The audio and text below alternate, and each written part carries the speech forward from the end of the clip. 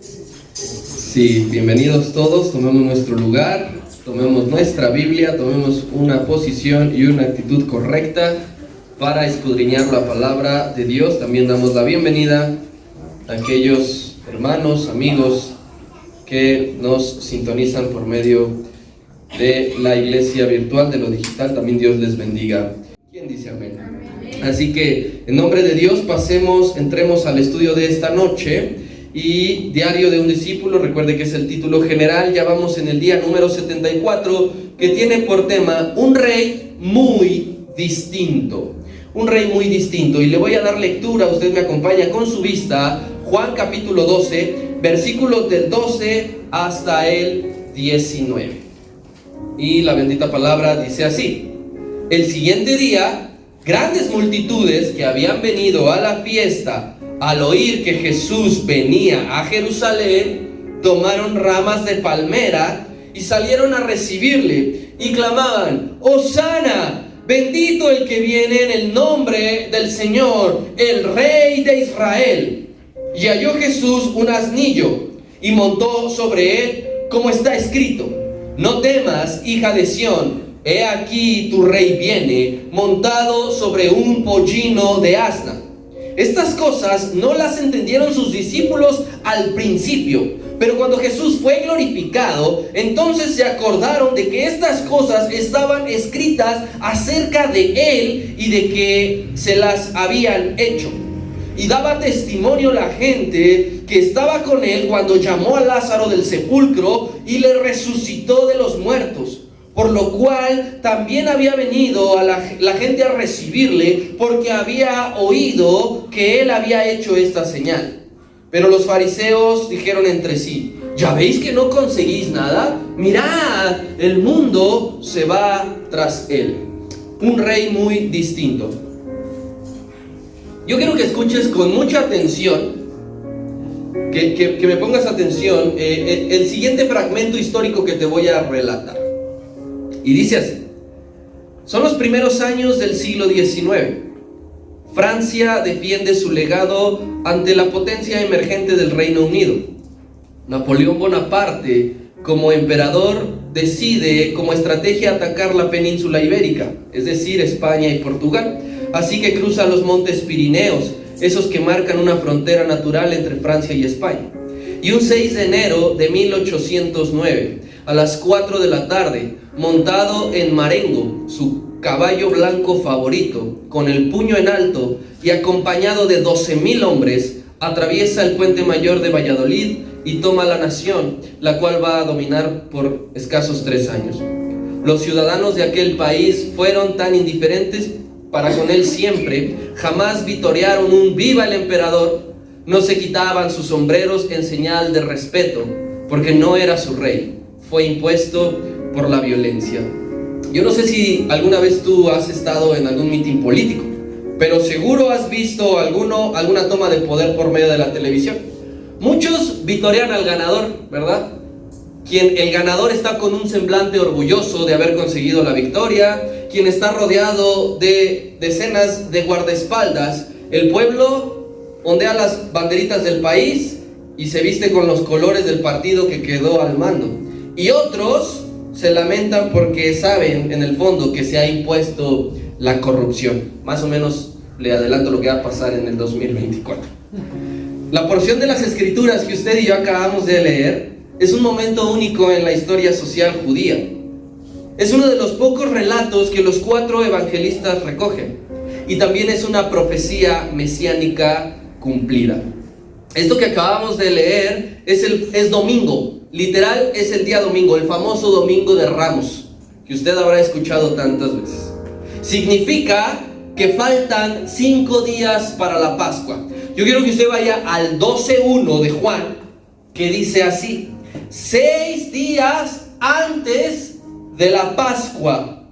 Y luego vaya al 12:12, dice el siguiente día. Entonces, cuando el Señor es ungido en Betania, que vimos hace 15 días, que se derrama el perfume, dice que faltaban 6 días para la Pascua. En esta parte dice que al día siguiente. Entonces, ¿cuántos días faltan para la Pascua? 5 días para la Pascua. Por lo tanto, ¿qué significa esto? Al Señor Jesús le quedan 5 días de vida. ¿Ok? Y una semana después de esto que acabamos de leer, de estos versos del 12 al 19, una semana después, el Señor resucitaría. Entonces, está un domingo literal, como el que vamos a estudiar el día de hoy. Pasarán 5 días para que empiece la Pascua. El Señor Jesús moriría y el siguiente domingo Él resucitaría. Entonces, de todos estos días, antes, durante y después de entregar su vida, habrá mucho que debemos de escudriñar de una forma expositiva. Recuerden que una forma expositiva es versículo a versículo. Hay un montón, porque tan solo si sumamos los 4 evangelios, una tercera parte del total de todos los evangelios, una tercera parte habla de esta última semana. Imagínense entonces todo lo que tenemos que prestar atención. Hablará acerca de los días finales del Señor Jesús. Volvamos a leer entonces Juan 12, versículos 12 y 13. El siguiente día, grandes multitudes que habían venido a la fiesta, al oír que Jesús venía a Jerusalén, tomaron ramas de palmera y salieron a recibirle y clamaban: ¡Hosana! Bendito el que viene en el nombre del Señor, el Rey de Israel.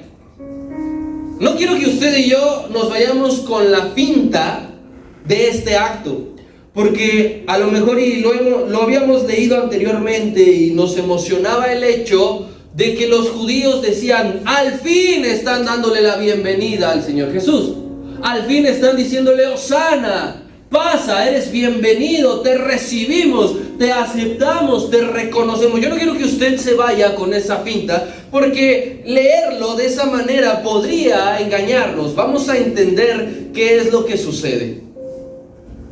Yo quiero hacerle consciente en esta parte de la historia que estamos leyendo. ¿Cuál fue el último rey que tuvo Israel?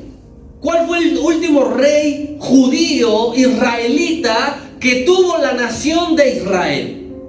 Para el reino del norte, recuerde que ya estaban divididos, que se dividieron, ¿sí? Para el reino del norte, Oseas fue el último rey en el año 722 antes de Cristo.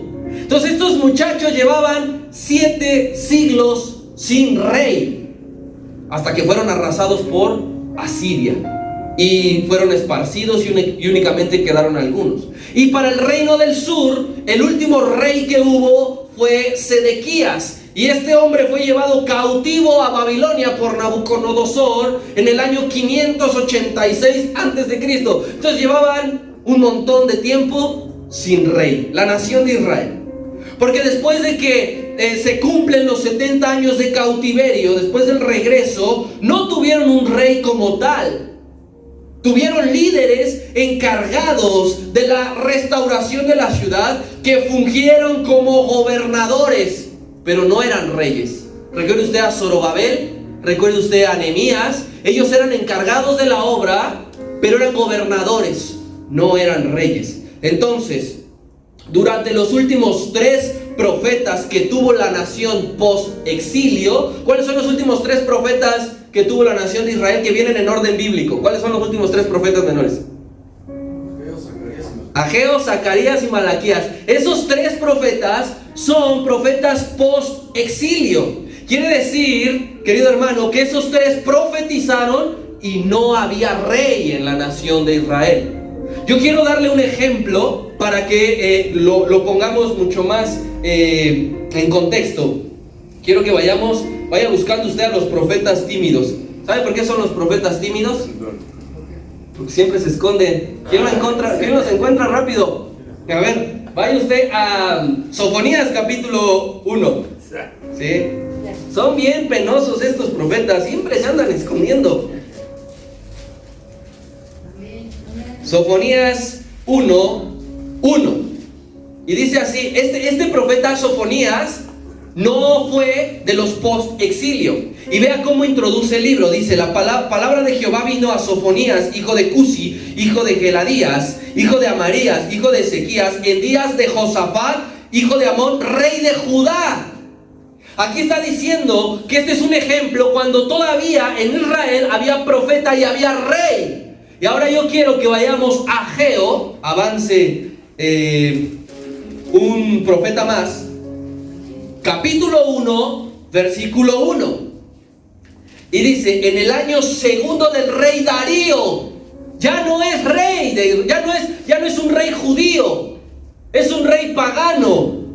En el mes sexto, en el primer día del mes, vino palabra de Jehová por medio del profeta Ageo a Zorobabel, hijo de Salatiel, que dice que es ¿qué? Gobernador de Judá, y a Josué, hijo de Jodasac, sumo sacerdote. Entonces aquí claramente hay una diferencia de lo que yo le quiero enseñar. Posteriormente que termina Malaquías, que es el último profeta, vienen los 450 años de silencio, donde Dios no levantó ni rey ni profeta. O sea que llegado a Juan capítulo 12, versículo 12, Israel lleva casi 600 años sin rey. De ellos, nacidos de ellos. Es como si nosotros pasáramos 600 años sin que un mexicano gobernara México, sino que de otros países se levantara dirigente. Entonces Israel llevaba casi 600 años sin rey, más de 5 siglos bajo distintos dominios: Asiria, Babilonia, Persia y Roma. Para que empecemos a dimensionar por qué empiezan a clamar y a decir Rey de Israel. En el momento de la entrada triunfal a Jerusalén, que así se titula esta parte, había entonces en ese meeting, en ese acto, habían nietos, padres, hijos y abuelos que no sabían lo que significa la soberanía nacional, que no tenían la menor idea de lo que era tener un rey de su propia tierra. No sé si me estoy dando a entender lo que quiero enseñar. Que había muchísima generación, había casi 6 generaciones que esperaban la libertad, que deseaban tener un rey nacido de entre ellos. Así que esta gente tuvo la oportunidad de recibir, tuvo la oportunidad de aceptar a Cristo como rey. Y lo hicieron con agrado, porque cantaban, porque sacaban las palmeras, porque sacaban los mantos, pero no lo hicieron como correspondía. ¿Y por qué? ¿Dónde está el error? Porque ellos no entendían el significado del verdadero Mesías. Ellos no lo estaban aceptando como el Mesías. Ellos no lo estaban viendo como proféticamente como el Rey de Reyes. Ellos lo estaban viendo como un rey común y corriente, que al fin tendrían rey, que al fin les haría dejar la esclavitud, que al fin les daría un reconocimiento nacional. Este pueblo que está gritando ¡Hosana al hijo de David! Está con la realidad bien alterada. Está con la desesperación de un pueblo que deseaba el cumplimiento, pero de una forma física. Ellos creían que iba a haber un rey que los iba a libertar del yugo de esclavitud, pero creían que iba a entrar como Napoleón, cabalgando en su caballo, rodeado de hombres dispuestos para la guerra y librarlos de Roma. La intención de ellos, del pueblo, fue premeditada, hermanos. Necesitamos entenderlo así. La reacción que tuvo el pueblo, el plan que tuvo el pueblo fue premeditado. Porque oyeron, dice el versículo 12, el día siguiente grandes multitudes que habían venido a la fiesta, dice, al oír, oyeron que Jesús iba a venir. Esto no lo hicieron de una manera espontánea, que les brincara, sino dijeron, va a venir a la fiesta, vamos a preparar una entrada. Tú te encargas de traer los mantos, tú te encargas de traer las palmeras, y todos juntos vamos a entonar el siguiente himno. Eso fue lo que hicieron, se pusieron de acuerdo. Porque oyeron que el Señor vendría a la fiesta, y así que se valieron de la fama que el Señor ya tenía, porque conocían que sanaba, que libertaba, que expulsaba demonios, que multiplicaba el pan. Escucharon de todo eso y entonces dijeron, Él es el que nos va a libertar. Y así que le organizaron una astuta propaganda. ¿verdad? Como la que ahorita estamos viendo, no sé, aquí al menos en Iztapalapa, ya me cansé de ver los carteles de Harfuch, que es el mejor para la ciudad. Así se encargaron estos de, vamos a hacerle proselitismo, porque es Él el que nos va a libertar.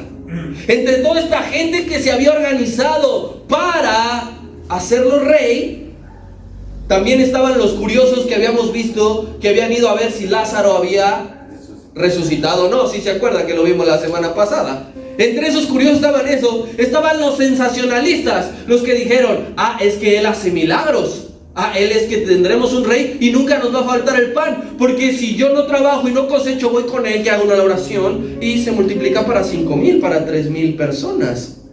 Mira lo que dice de esa misma parte del versículo 17 y 18.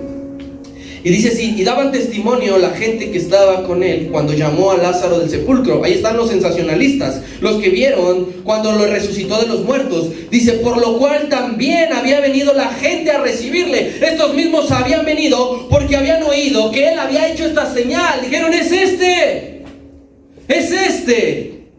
¿Y quiénes más también estaban dentro de esta grande multitud? Quienes se pusieron de acuerdo todos, también estaban los que en aquel momento de Juan capítulo 6 lo querían hacer rey.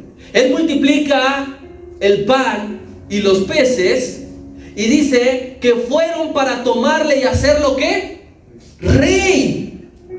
Cuando él multiplica aquel alimento, dice la gente inmediatamente: es él. Pero trate usted de imaginar la necesidad que tenían de que alguien los gobernara, que saliera de su pueblo, que fuera de entre su tierra. Entonces ellos estaban buscando cualquier cosa para decir: ya multiplicó el pan, vamos a hacerlo rey. El Señor Jesús se tuvo que ir a esconder al monte para que la gente no lo agarrara y lo hiciera rey. Pero aquí dijeron: tiene que venir a la fiesta, tiene que entrar por Jerusalén, porque yo escuché que estaba en Betania. Preparen todo, porque ahora sí no se nos escapa y lo haremos rey. ¿Y qué fue lo que hicieron? Como te dije, esta parte viene en los otros 3 evangelios. Entonces tomaremos a veces ciertos detalles de otros evangelios que aquí no vienen. Si tú te fijas en el título del copista, abajito vienen las citas: Mateo 21, 1 al 11, Marcos 11, del 1 al 11 y Lucas 19, 28 al 40. Para que lo leas en casa y no te quedes así como que: ¿y de dónde viene? ¿Dónde dijo eso? Si aquí no viene. Los otros 3 sí lo mencionan. Entonces dice que esta gente tendieron sus mantos al suelo. Es como si usted dijera: va a venir tal persona.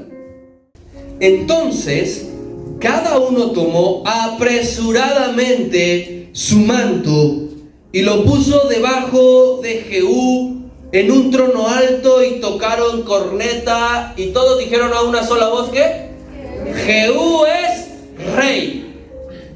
Dice apresuradamente. Este fue el que es ungido como rey. Nos quitamos nuestro manto para que suban de su trono, y entonces sí empezamos a cantar: Jehú es rey.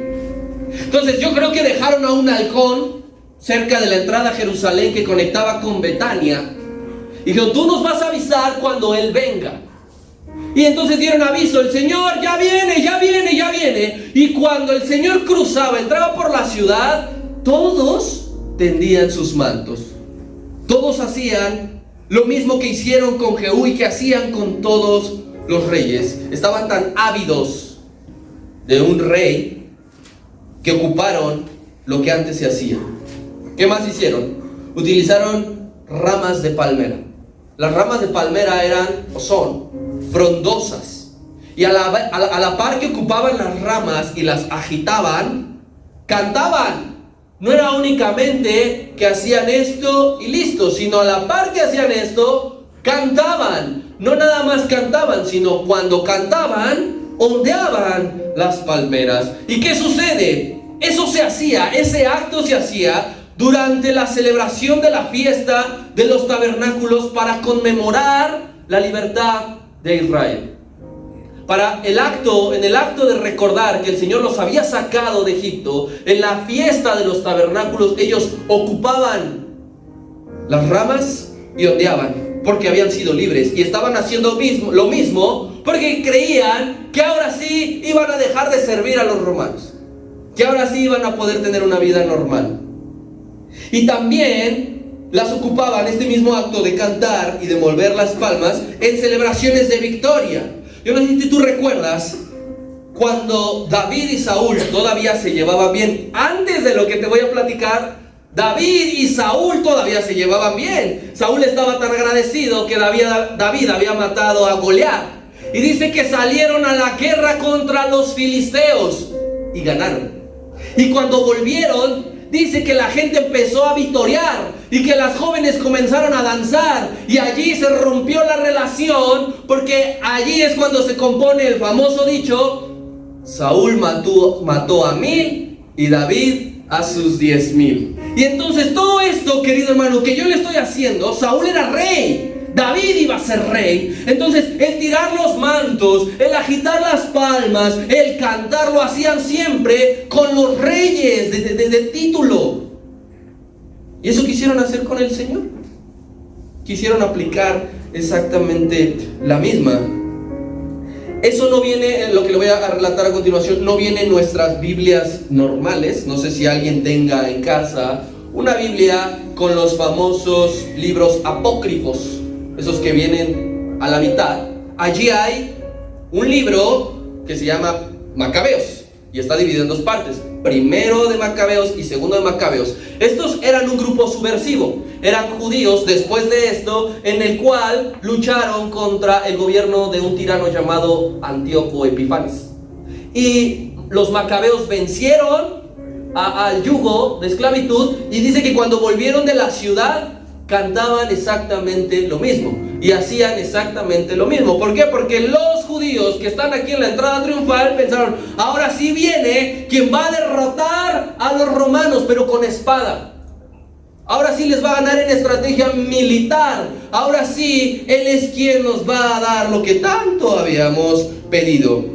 Entonces dice que todos juntos a una sola voz cantaban: ¡Hosana! Que significa salva, oh rey. Salve ahora. Ese era lo que cantaban: ¡sálvanos! ¡Sálvanos! Pero insisto, de una forma literal. Veían a los soldados romanos, yo creo, y decían: ¡sálvanos de estos! Ya mátalo, entiérrale la espada, ve ante el palacio de justicia y tómalo por la fuerza. Nosotros te vamos a seguir. Y dice otro evangelio que lo tenían rodeado al Señor, que tanto por enfrente como por atrás cantaban: ¡Hosana, Hosana, Hosana, Hosana! Lo estaban cantando, pero de una manera incorrecta, de una manera que no es el significado. Recuerda, ¿cuántos días te dije que faltaban para la Pascua? 5. 5 días para la Pascua. Este canto de Hosana en las alturas, Hosana al Hijo de David, es un canto que se entona, es un canto muy típico que se entona, que le entonan los judíos siempre durante la Pascua. Lo tienen como un himno.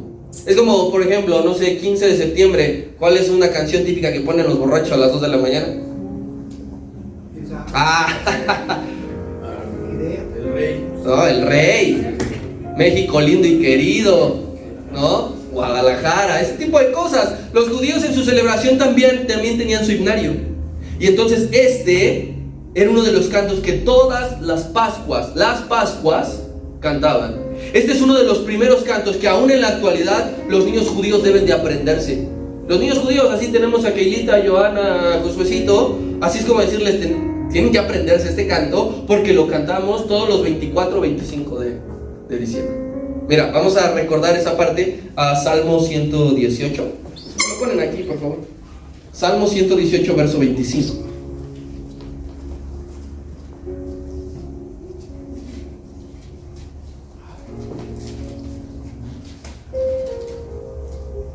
Dice así: ¡Oh Jehová! Aquí está la palabra clave. Sálvanos ahora, te ruego, oh Jehová, que nos hagas prosperar ahora. El 26.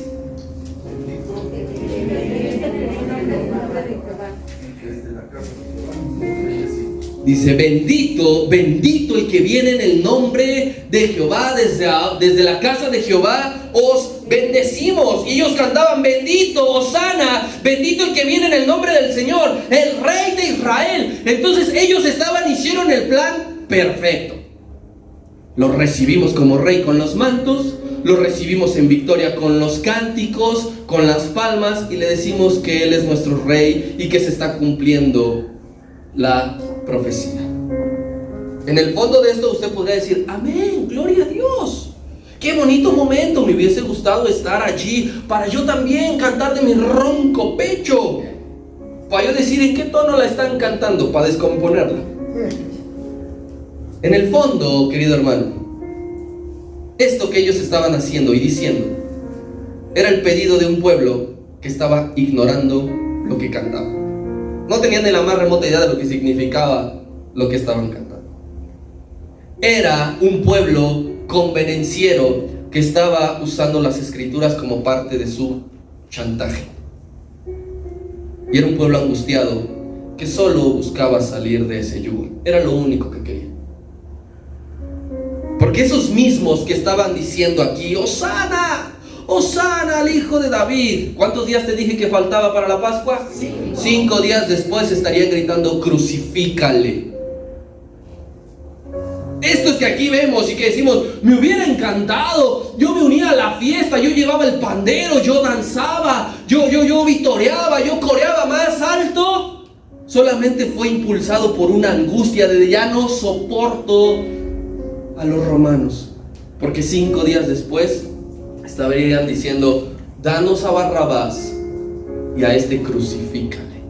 Eran los mismos, eran los mismos, porque gran multitud, no creas que había una gran multitud para una cosa y otra gran multitud para otra cosa. Era la misma gran multitud.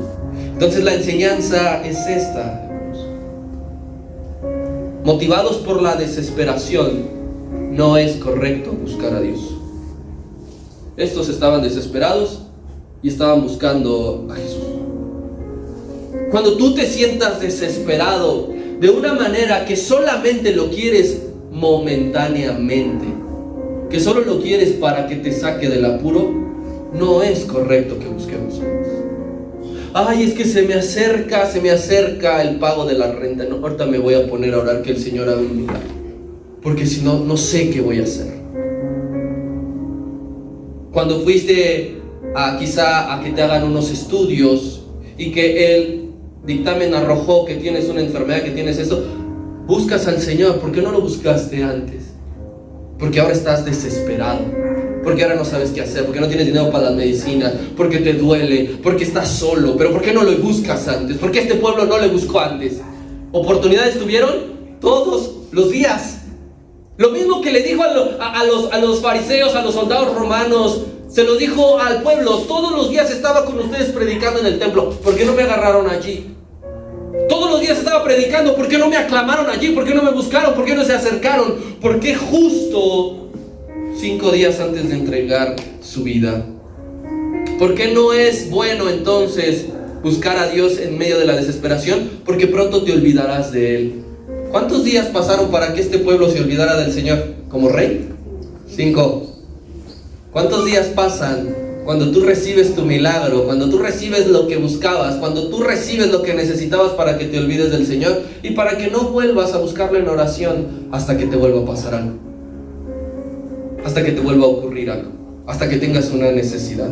Entonces el impulso momentáneo no es una base sólida. Estos se deshicieron como un azucarillo porque su base no estaba sólida. Por eso Él dijo: bienaventurado aquel varón que construye su casa sobre la roca, porque vendrán los vientos, vendrán los mares, pegarán con todo, pero no caerá. Pero aquellos que fundan su casa sobre la arena, a la primera se caerá. Su adoración de estos estaba fundada sobre la arena. Porque cuando se dieron cuenta que no llevaba la espada, que no traía 12,000 hombres, que no venía montado en un caballo que era símbolo de guerra, 5 días después lo iban a olvidar. En tu desesperación, en tu impulso momentáneo, no es verdadero lo que estás creyendo. No estás convencido. Estos en el fondo no estaban convencidos. Estos en el fondo no estaban creyendo que Él es el Rey de Reyes. Yo quiero ponerte un ejemplo así, lo más burdo, guardando las proporciones, querido. Pero piensa por algún momento, si tú has pasado mucho tiempo solo, a lo mejor, como hombre o como mujer, ¿agarrarías lo primero que te caiga por no estar solo? Y estos hombres dijeron, llevamos 600 años sin rey, necesitamos encontrarnos a alguien para que sea nuestro rey. Así que yo te invitaría en esta noche, iglesia, no ignores lo que estás cantando. Estos estaban completamente ignorantes de lo que estaban cantando. Cuando vengas aquí, cuando alabes a Dios en tu casa, no ignores lo que estás cantando.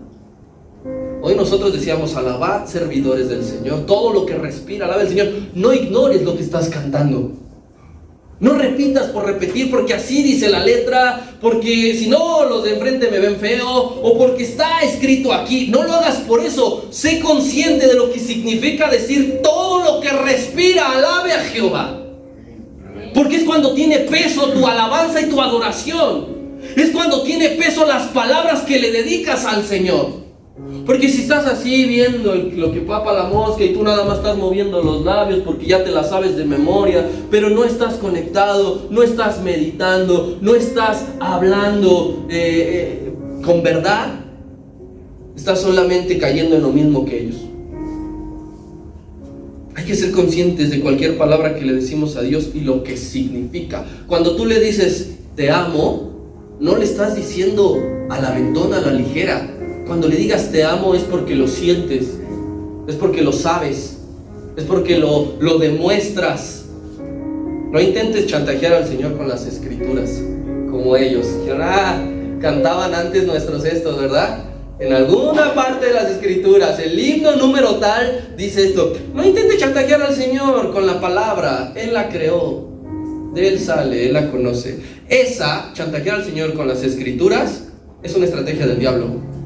Cuando terminaron los 40 días del desierto, ¿qué fue a decirle el diablo? Aviéntate, porque escrito está, a sus ángeles mandará para que su pie no tropiece en piedra. Estaba citando un salmo. Y nosotros a veces decimos esto: Señor, recuerda que tu palabra dice que tu pueblo será cabeza y no cola. Y se lo empezamos a recitar, se lo empezamos a aventar a la cara, como si Él no supiese lo que dice su palabra. Pero nada más lo hacemos por el impulso momentáneo, buscando salir rápidamente del meollo en el que nos encontramos.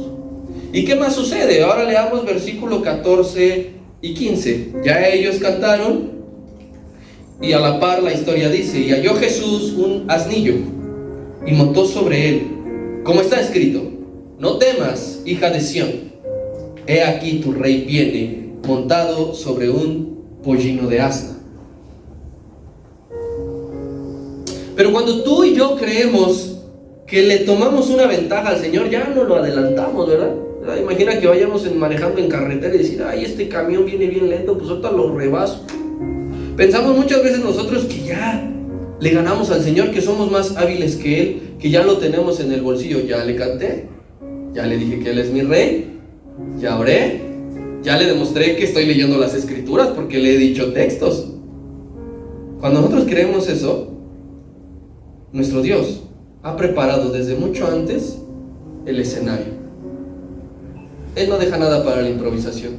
Estos hombres creyeron que nos ponemos de acuerdo, en este momento entonamos, a ver, el coro del templo. A ver, aquí primero las mujeres y luego los hombres, ¿eh? Y cuando vaya más o menos a esta altura, entonces empezamos a hacer esto. Ellos pensaron que ese preparativo iba a tomar por sorpresa al Señor, pero el Señor ya nos tenía mucho más adelantados, porque sucede una cosa. En los otros evangelios dice claramente que mandó a sus discípulos al pueblo vecino, a enfrente, a Betfagé, y les dijo: allá hay un pollino, me lo desatan y me lo traen. Y si el dueño les dice: ¿qué pasó? ¿A dónde me lo llevan? Le responden: el Señor lo necesita.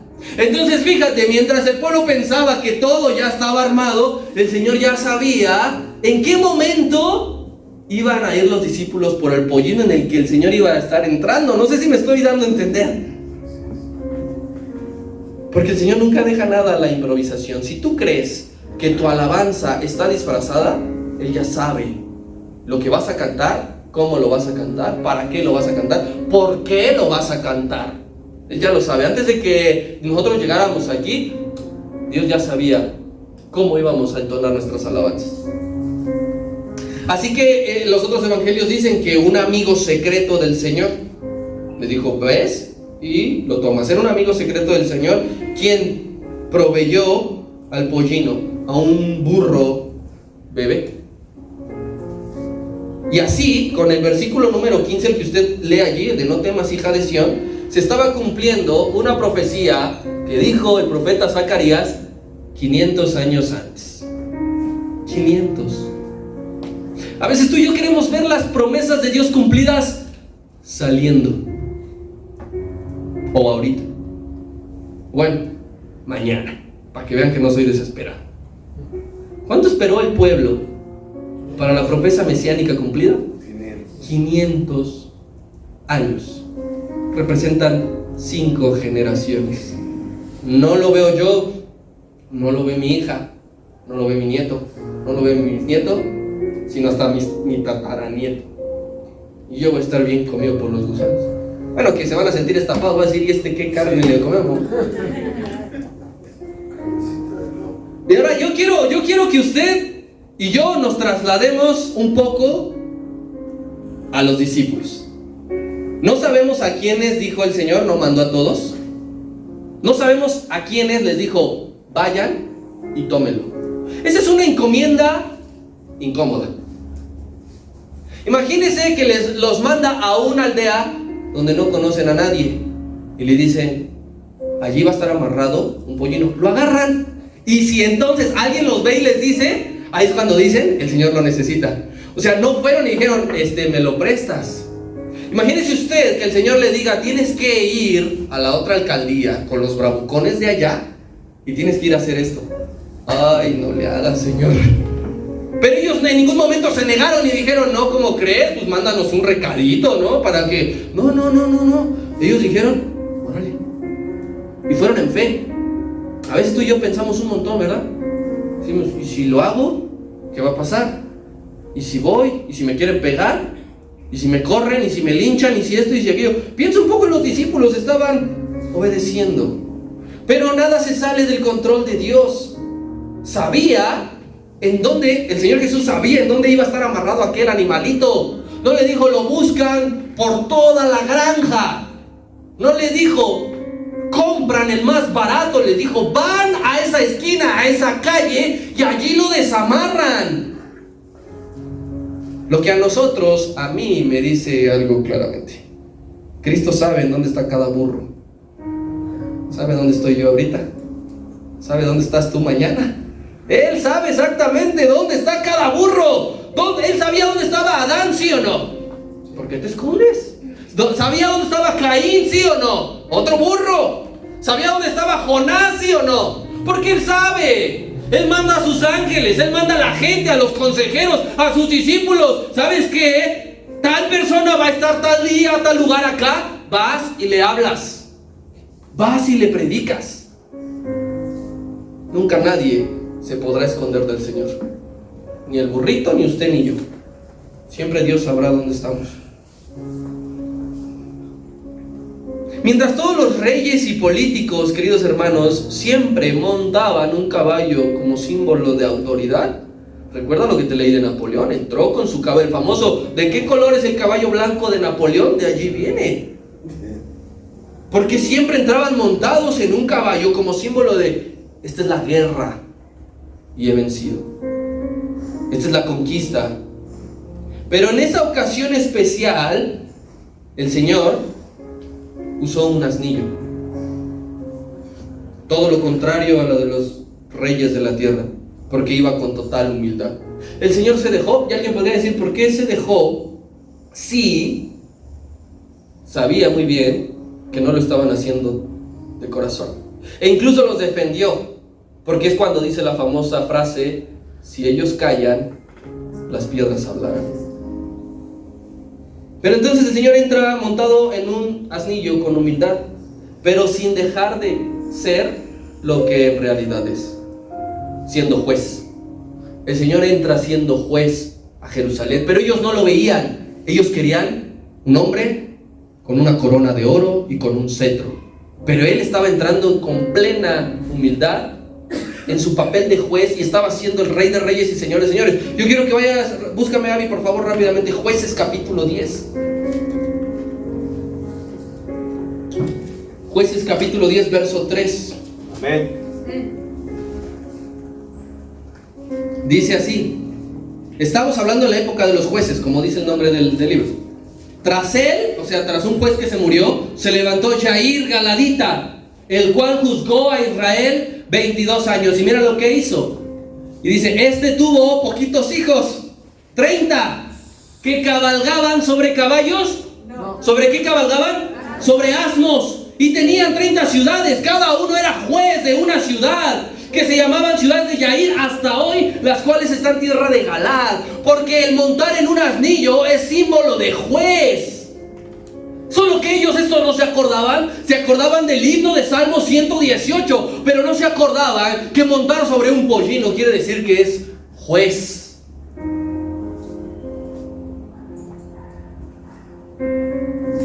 Y ese pollino no se había montado nunca antes.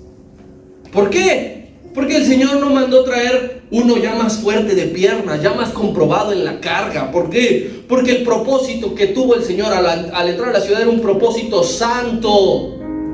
No era un propósito civil, no era un propósito militar, era un propósito santo. Y que a la vez nos está revelando la obra de Cristo que está a punto de culminar. ¿A cuántos días está de culminar la obra? A 5.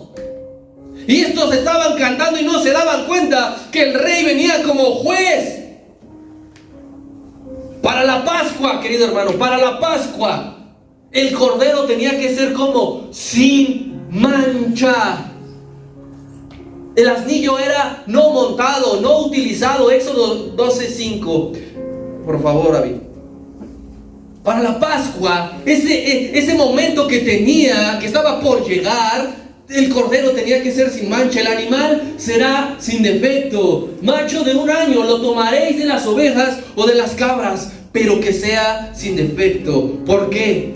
Porque ¿recuerdas qué significa la Pascua? Dice que todavía la celebraron la primera vez. ¿En dónde? En Egipto. Y dice que pusieron la sangre del cordero en los dinteles y que pasó el ángel de la muerte y no mató y no tocó a los primogénitos de los hebreos. Entonces el Señor estaba entrando en un animal sin mancha, no utilizado, como señal de que si le reciben de verdad, Él te librará de la muerte eterna. Pero ellos no se estaban dando cuenta. Ellos querían, por lo contrario, ver sangre y que mueran los romanos, que mueran. ¿Qué otro ejemplo estaba dando? Estaba significando el que él entrara en el pollino que antes no había sido utilizado, la purificación. Dice la palabra de Dios que ellos, los hebreos, en el Antiguo Testamento tenían un rito, tenían que llevar una vaca de color de piel rojiza que nunca debía haber cargado nada. Y así sería la ofrenda para su purificación. Números 19:2. Si alguien lo tiene allí rápidamente, que me lo lea.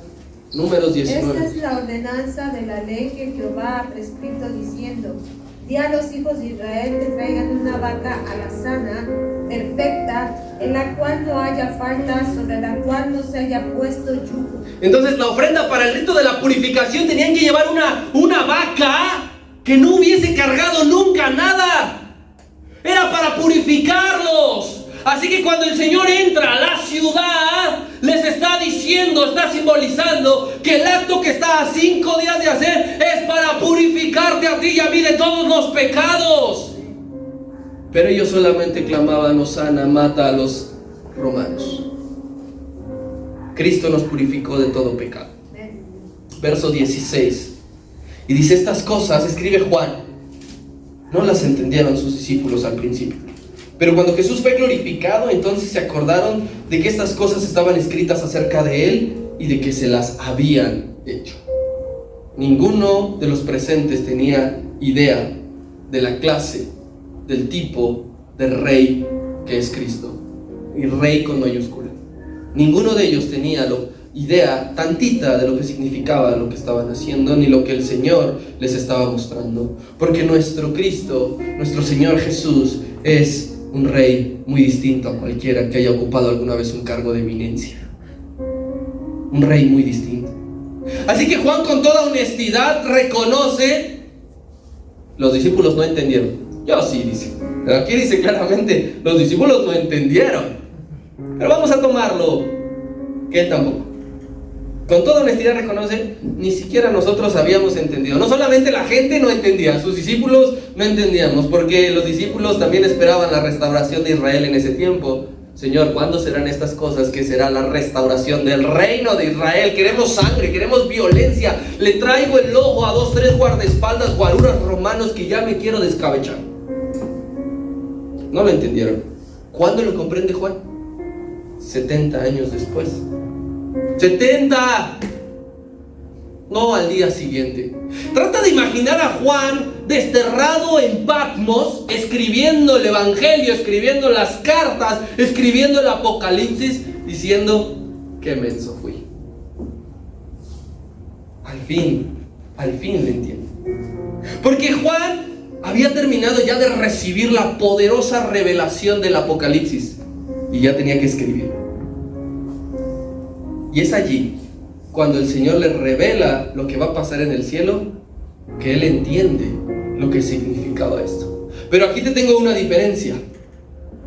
En lo que vamos a ver ahorita, ya no están nada más las grandes multitudes que habían ido a la fiesta de aquel momento. En ese momento estamos tú y yo. En eso que vio Juan. Yo pensé que te ibas a alegrar. Yo pensé que te ibas a alegrar porque Juan ya te vio a ti y a mí con las palmas diciendo: Hosana al Hijo de David. Apocalipsis 7, verso 9.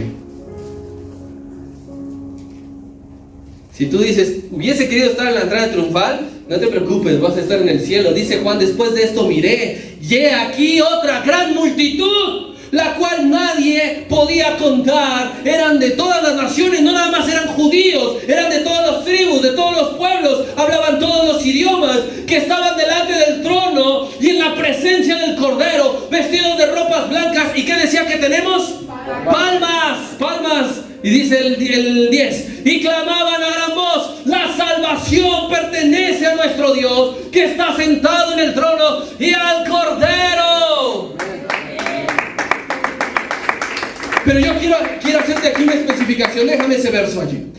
Porque ellos decían: Hosana. Hosana, ya te dije que significa salva ahora. ¿Por qué entonces cantaremos la salvación pertenece a nuestro Dios? Porque Él ya nos hizo salvos. Porque aquí ellos pedían salvación, pero una salvación física, literal. Nosotros decimos: gracias por la salvación que me diste. Así que, hermano, no te lamentes no haber estado en la entrada triunfal de Jerusalén. Dale gracias que estaremos delante del trono del Cordero. Tan solo Juan capítulo 12, verso 13 fue un anticipo de lo que acontecerá en la eternidad. Por eso es que Juan dice en el 16: no entendía, pero después lo entendí. ¿Qué significa? Lo que Dios hace, de momento es inentendible. Lo que estás viviendo de momento es inentendible. Pero hay un momento señalado donde recordarás todo lo que pasaste. Hay un momento señalado que recordarás lo que viviste y le vas a glorificar, porque entonces cobrará sentido. Para Juan, 70 años después, cobró sentido este momento. Y alguien podría decir: oye, pero ¿y qué pasa si no lo hago en vida? No importa, puede ser en esta vida o en la venidera, pero nosotros le agradeceremos al Señor. Ahora entendí por qué me mandaste esto. Ahora entendí por qué crucé esto. Ahora entendí por qué me hiciste vivir esto. Y diremos: gloria sea dada a Cristo. Si ya nos preparamos para pasar, mis queridos hermanos, este acto en su significado fue la última invitación de Cristo para que le reconocieran como rey. Fue la última para que su pueblo le reconociera. Porque después de que hizo la caminata, la cabalgata en el asnillo, dice que subió al monte, que vio la ciudad. ¿Y qué hizo el Señor? Lloró y dijo: ¿cuántas veces no quise reunirte, pero tú no quisiste. Así que esta fue la última oportunidad, ¿y qué crees? No la pasaron, no la tomaron, no la aceptaron. Yo no sé si esta es la última invitación que el Señor te está haciendo a ti o a mí, de que despiertes, de que tengas fe, de que te afirmes tus pies, tus manos, de que sigas caminando. Yo no sé si es la última invitación, pero la clase de rey que Cristo ya vino, que es un rey divino, es un reino celestial, no lo vamos a entender en términos humanos, ni lo intentes, querido hermano. Ellos querían entender al rey en términos humanos, no lo intentes.